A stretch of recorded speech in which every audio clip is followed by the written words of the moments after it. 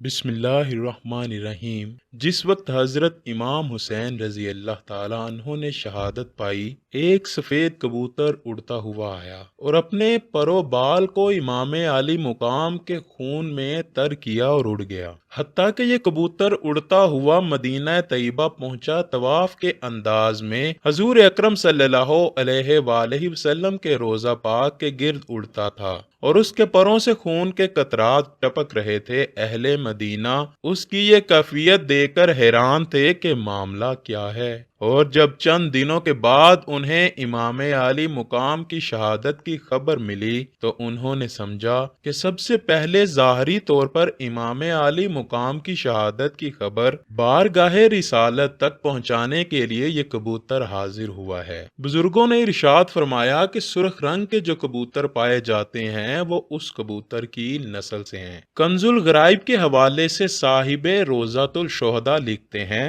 ایک یہودی تھا، اس کی لڑکی ظاہری شکل و صورت میں بہت اچھی تھی، لیکن اچانک وہ نبینا ہو گئی اور ہاتھوں اور پیروں میں کوڑ کا مرض ہو گیا۔ محلہ و پڑوس کے لوگ اس لڑکی کو شدید نفرت کی نگاہ سے دیکھتے تھے، یہاں تک کہ یہودی اپنی لڑکی کو لے کر شہر سے باہر اپنے ایک باغ میں مقیم ہو گیا۔ دن بھر شہر میں کاروبار کرتا، شام کو باغ میں لڑکی کے پاس آ جاتا۔ ایک دن اتفاق ایسا ہوا کہ یہودی کاروبار میں اتنا مصروف ہوا کہ شام کو باغ میں واپس نہ آ سکا۔ لڑکی نے تنہا ایک درخت کے نیچے رات گزاری۔ صبح کے وقت لڑکی نے قریب ہی دوسرے درخت پر ایک پرندے کے گریہ زاری کی دردناک آواز سنی۔ تاب ضبط نہ رہی، کسی طرح گھسیٹتی ہوئی اس درخت کے نیچے پہنچی۔ اگرچہ نابینا تھی لیکن اپنے سر کو اوپر کی جانب اٹھا کر رونے والے پرندے کی جانب متوجہ ہو گئی۔ اچانک اس پرندے کے پر سے خون کا ایک گرم قطرہ اس کی داہنی آنکھ میں ٹپکا، اس کی وہ آنکھ روشن ہو گئی۔ پھر خون کا ایک قطرہ اس کے داہنے ہاتھ پر ٹپکا، وہ ہاتھ درست ہو گیا۔ لڑکی نے یہ کیفیت دیکھ کر بایاں ہاتھ پھیلا دیا، اس پر بھی ایک قطرہ ٹپکا، وہ ہاتھ بھی درست ہو گیا۔ اس قطرہ خون کو لڑکی نے اپنے بائیں آنکھ پر مل لیا، وہ آنکھ بھی روشن ہو گئی۔ اس کے بعد لڑکی نے چند قطروں کو اپنے ہاتھ پر لے کر پورے بدن پر مل لیا، جس سے وہ پورے طور پر صحت یاب ہو گئی، گویا کوئی مرض تھا ہی نہیں۔ اب لڑکی اٹھی اور اپنے باپ کی تلاش میں باغ کے گرد گھومنے لگی۔ اتنے میں یہودی آ گیا، لیکن اپنی لڑکی کو پہچان نہ سکا۔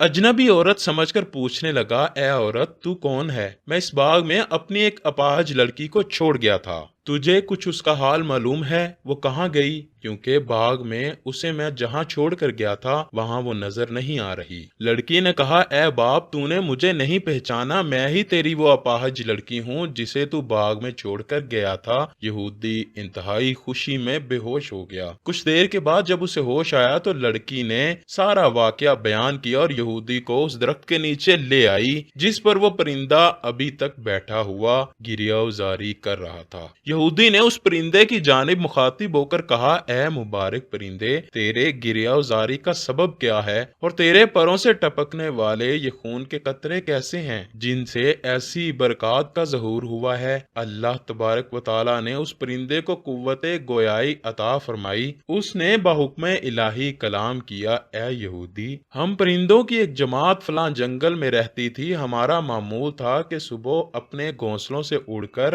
اطراف و جوانب میں چلے جاتے اور دانا پانی حاصل کرنے کے بعد دوپہر تک اپنے گھونسلوں میں واپس آ جاتے اور جس نے جو کچھ کھایا پیا ہوتا آپس میں ایک دوسرے کو خبر دیتے۔ اچانک ایک دن ہم نے ایک ندا سنی کہ نواسہ رسول امام حسین رضی اللہ تعالی عنہ نے تپتی ہوئی دوپہر میں کربلا کی سرزمین پر شہادت کا جام نوش کیا ہے، اور اے پرندوں، تم درختوں کے سائے میں بیٹھ کر آرام کر رہے ہو۔ یہ ندا سن کر ہم تمام پرندے کربلا کی سرزمین کی جانب روانہ ہوئے۔ جس وقت ہم وہاں پہنچے تو دیکھا کہ جگر گوشہ رسول حضرت امام حسین رضی اللہ تعالی عنہ شہید ہو چکے ہیں۔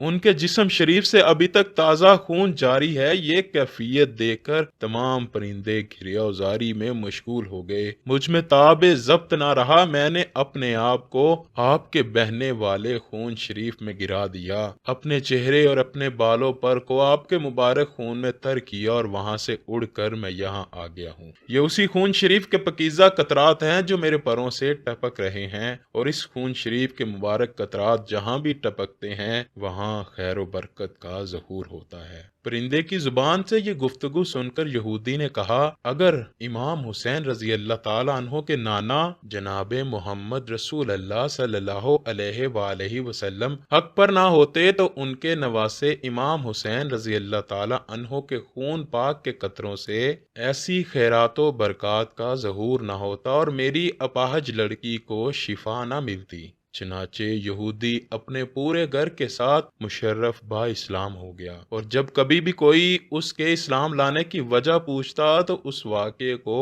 بہت تفصیل سے بیان فرماتا۔ اللہ سے دعا ہے کہ وہ ہمیں نبی پاک صلی اللہ علیہ وآلہ وسلم اور ان کی آل سے سچی و پکی محبت عطا فرمائے۔